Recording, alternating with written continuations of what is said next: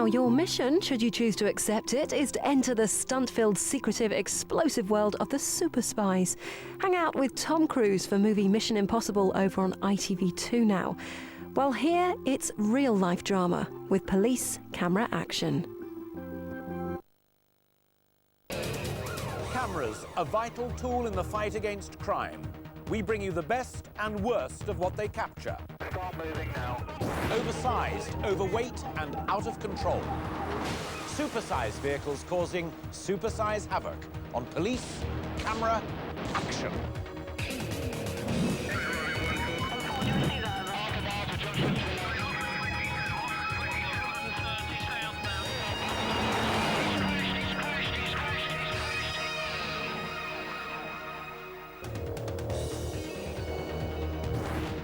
Coming up, white van man blackening your day. Someone needs to lose some weight. And very big, but definitely not clever. Tonight, rogue traders. There are 500,000 HGVs in this country, and every day they're joined by thousands more foreign lorries. Now, most of those drivers are well trained, but because their vehicles are so big, even the smallest mistake can prove fatal. The big problem with trucks is that the drivers very often don't even see the person they hit, as Adrian Simpson's about to explain. Believe it or not, I'm in one of the most dangerous places on the road. At the lights, on a bike, beside a lorry. One false move and I will be squashed. I'll be showing you how to keep out of trouble with these massive trucks and finding out what happens to cyclists who don't. Now, as we'll see, police are cracking down on bad lorry drivers and working hard to make sure that left-hand drivers stay on the right side of the law. He's way over. OK, we've got a problem. You're too heavy. This man is keeping our roads safe by taking on big foreign lorries and big foreign drivers. In Belgium we weigh 44. I know, but you're not in Belgium, unfortunately. More of this later on. But as we've seen in the past on police camera action, a small mistake by a big lorry can cause super-sized trouble. So we all need to look out for large trucks on the road because sometimes they're not looking out for anyone. Big trucks and vans are involved in over 30,000 road accidents a year, leading to around 1,000 deaths. But the sheer size of an HGV means that any accident involving one can be very serious indeed. That's why they're amongst the most regulated vehicles on the road. In order to drive one, you have to be over 21, pass a medical exam, 2 theory tests, 2 driving tests, and that's only if you've got a full clean driving licence in the first place. When it comes to smaller lorries, it's a different story. We've all encountered white van man. Unlike their larger cousins, anyone with a car driving licence can drive anything up to 3.5 tonnes. Like this van here, but as we're about to see, some of them shouldn't really even be driving a Mini. Like the white van man coming from the right who ploughs straight through a junction on red. Or this white van. Lincolnshire police spot the driver doing 95 miles an hour as he approaches a single-lane road. He's tailgating the car in front, potentially causing a fatal collision when the car slows down at the end of the dual carriageway.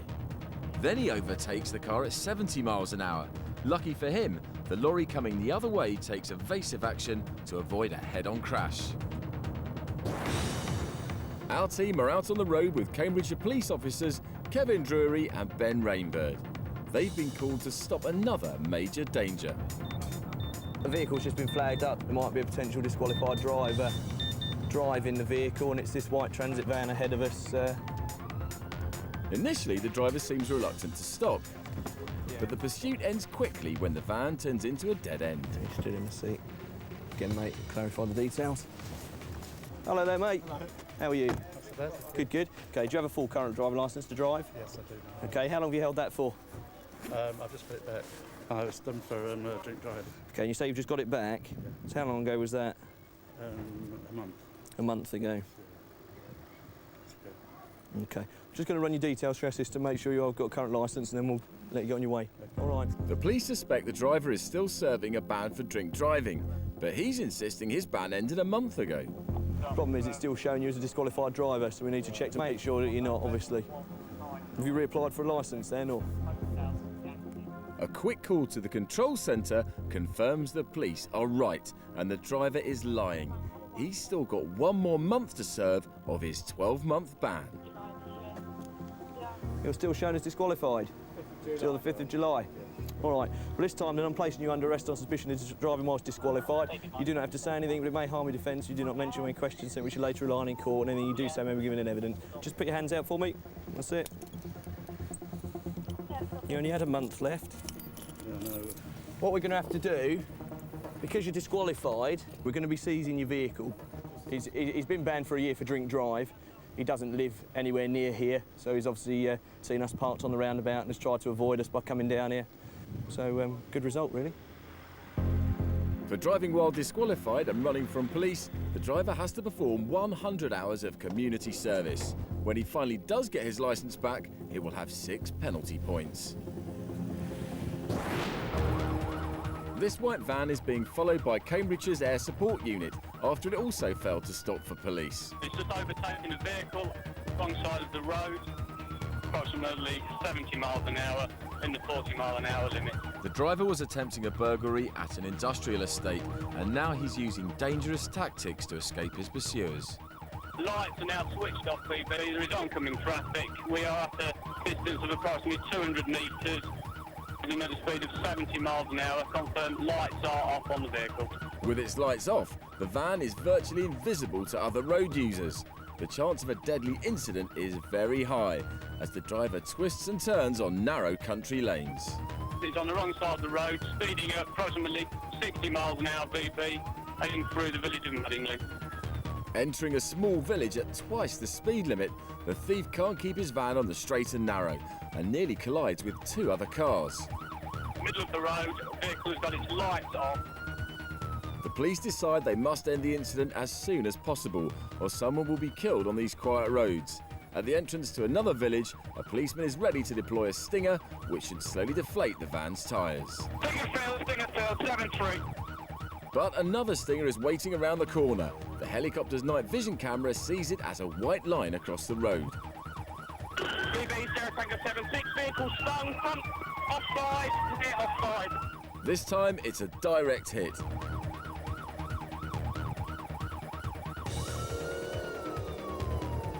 Rear offside has been stung and is clearly deflated. Well-trained officers and well-rehearsed tactics ensure that no one is hurt.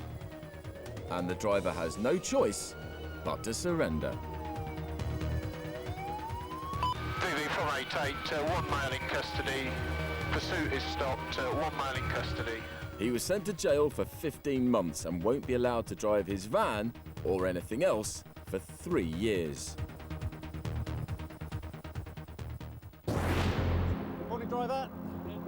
I'm on the roadside with the Cambridgeshire Police watching a bit of Operation Mermaid.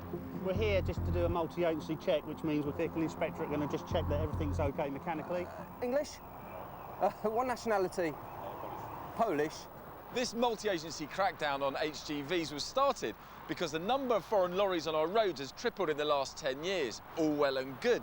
But it's been found that foreign lorry drivers are 3 times more likely to break the law than UK drivers. And VOSA, who operate the MOT system, found that half the foreign lorries stopped in 2006 had serious safety defects.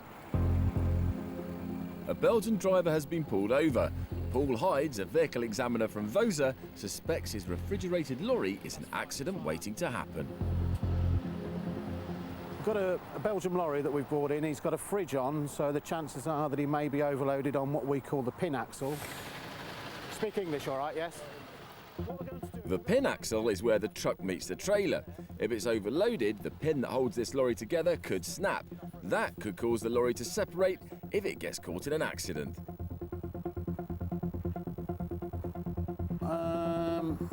He's way over. I'll get the driver in. In Belgium, the rules about weight are slightly different. But here in Britain, Paul gives the orders, and the driver cannot move until he lightens up. Your axle weights for your trailer are OK. But your total, what we call the train weight, which is the whole thing, you are 43,240 kilograms, which is 3,240 kilograms too much. Well, in Belgium we weigh 44. I know, but you're not in Belgium, unfortunately. No. OK, you're in England. What you'll need to do first thing is get hold of your boss and explain to him the situation. All right. Okay. Because it's a two-axled unit, and all the weight's at the front that's the issue, there's two ways to deal with it. One is to take some of the load off, but that means he would have to take the whole load off and redistribute it and leave some off, which is a big job. The other alternative is if he brings a three-axled unit in that's a light three-axled unit, put that underneath it, we'd reweigh it, and away it'll go. The company have decided to bring in another truck with an extra axle, but until it arrives, the trailer must stay at the weighbridge. Operation Mermaid has averted a serious accident on British roads. The weight limit for European trucks is 44 tonnes, but in the USA, trucks can weigh up to 66 tonnes, and if a criminal fails to stop in one, it's a nightmare for police. This American driver is wanted for violating his parole, but he knows the cops won't take any risks with a massive dump truck speeding along narrow roads. With so much civilian traffic on the road, the police must stop the truck, but most methods will have no effect on such a huge target. The police try using a stinger to blow the tyres, also a favourite tactic of British police, but a 30-tonne dump truck can simply barge his way around it.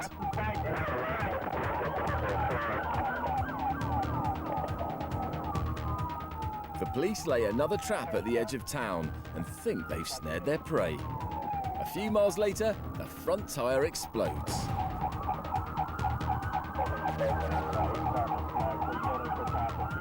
The truck is now in a lethal condition, with many of its tyres blown, and for a while the police lose it in a cloud of smoke.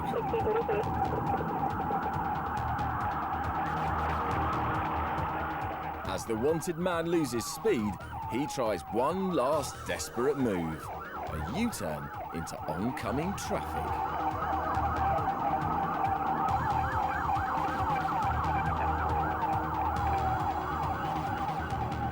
But the police at last see their chance, bravely moving in on foot to try and grab the driver. After being pepper sprayed and tasered into submission, the driver in the orange vest is taken into custody. After the break, more mayhem from monster trucks. How to prevent this happening to you. Plus how not to drive a stolen lorry, and find out what happens when a double trailer meets black ice on the highway.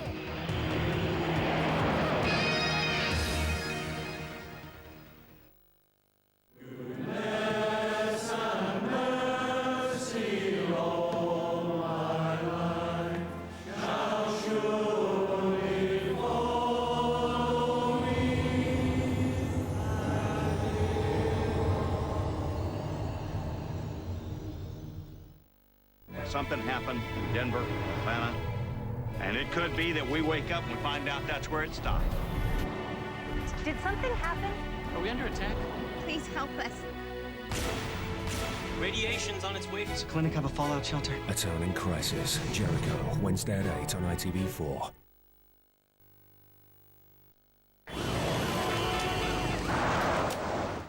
Introducing Glade Light and Scent, a new kind of air freshener. Its continuous all-day fragrance helps you escape the outside world. And when you need to escape from the inside world, it glows with changing colored lights that help you slow down and unwind. Welcoming fragrance and relaxing colors. New Glade Light and Scent. S.C. Johnson, a family company. Never come between a woman and Heat magazine. Heat exclusive. Tearful Britney talks about losing her kids. Plus, what's going on with Jen and Orlando?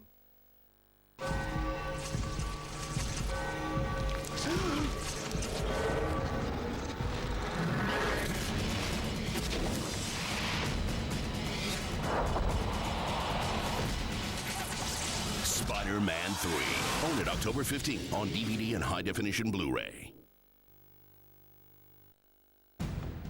At 10:30, believe me, says Brown, the polls didn't play a part in my election decision. That's in 10 minutes.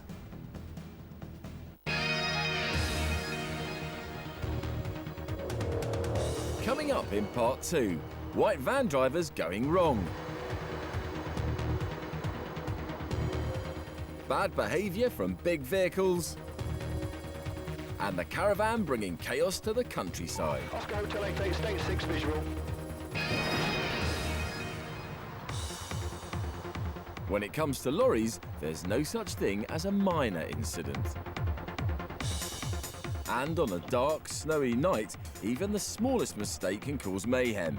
These officers from Kentucky are attending a small car that hit a barrier in icy conditions. But despite the weather and the police presence, other cars still speed past.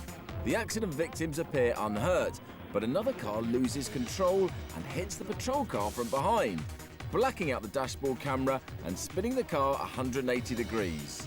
And then an extraordinary thing happens.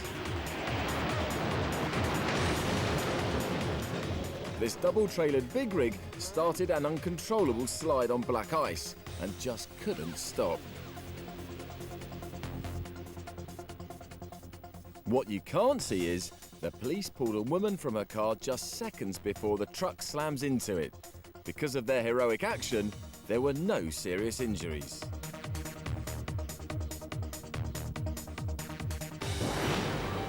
There's something else that makes big vehicles a big danger to other road users, and it's only when you sit where they sit that you realise what it is.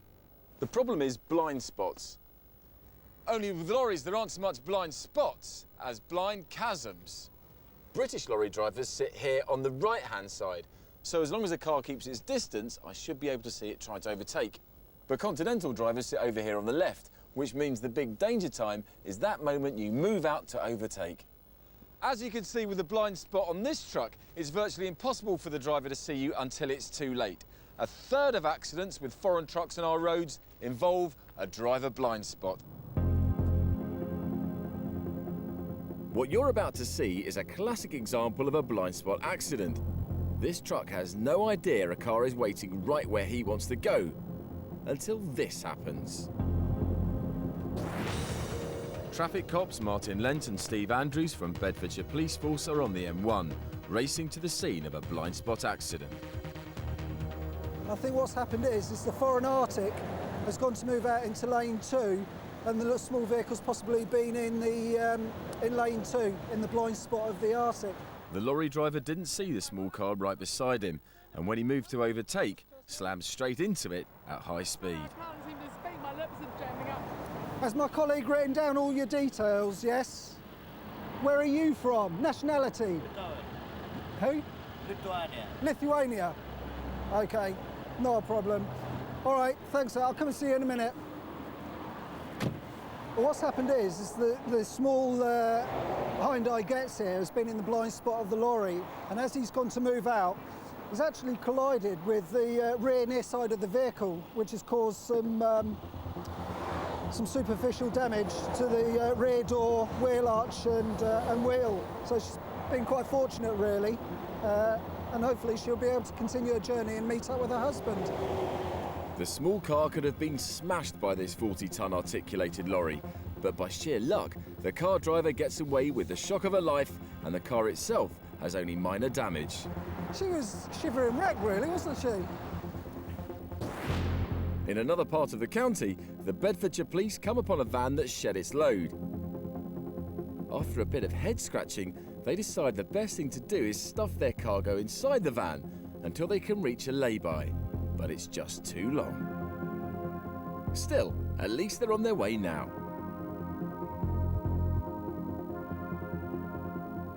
Lay-by reached, stage 1 accomplished. Now to get the load back onto the roof, the driver has to release the ladder. Except like so many drivers, he forgot to check his blind spot.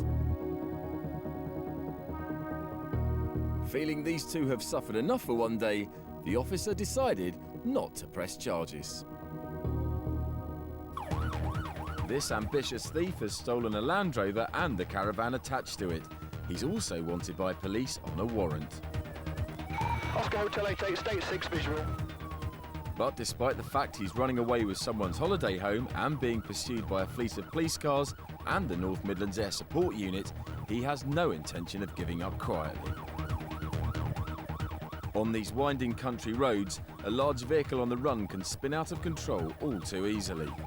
From 88, there's traffic in the road approximately 100 metres to the front. The caravan swings wildly as he overtakes a car, nearly hitting 2 others in the process. Units in front deploy a second stinger to this target vehicle from the Sierra One. Obviously not making the attempt to stop at this time. With no way for the pursuers to get ahead of the caravan, the only way to stop the thief is to sting the tyres. 5-4 confirmed, there was a stinger hit on the near side, over. 2 stingers hit both near side tyres. After 2 stingers are used, the helicopter's camera clearly shows the Land Rover is running on flats. The driver is barely going 10 miles an hour now, and a close-up shows he's struggling to control the vehicle.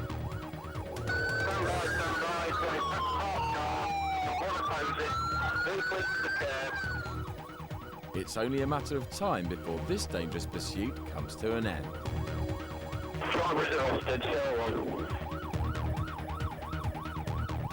He was sent to prison for 21 months for driving while disqualified, dangerous driving and theft of a motor vehicle.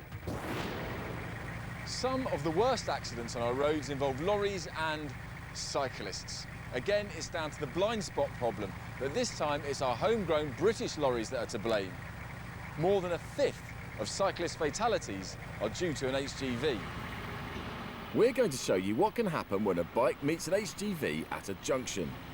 The most serious incidents occur when a bike is sandwiched between a lorry and the curb. Despite being right beside the truck, this bike is in the blind spot and invisible to the driver. As the truck turns left, there is literally nowhere for it to go, except under the lorry's wheels.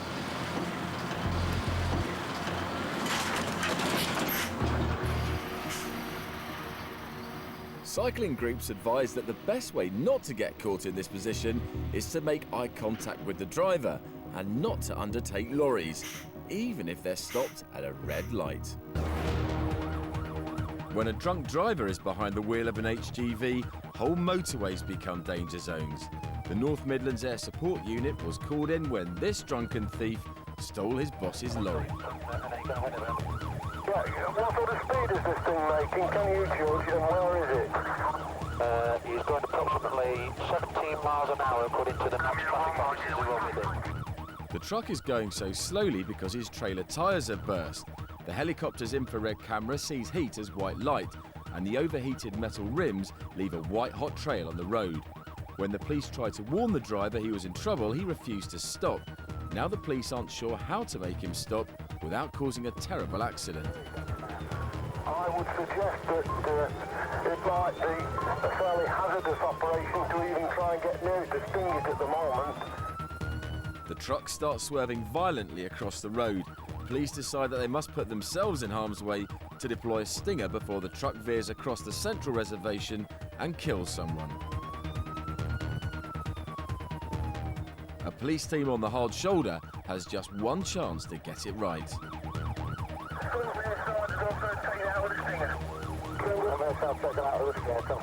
But their worst fears about this drunken madman are confirmed when he speeds up after being stung. The front tyre is completely destroyed, showering sparks in its wake, but it still hasn't stopped the runaway truck. Then suddenly, the front wheel flies off. The driver has lost what little control he had, but thankfully his deadly machine comes to rest on the hard shoulder. Right down on the hard shoulder.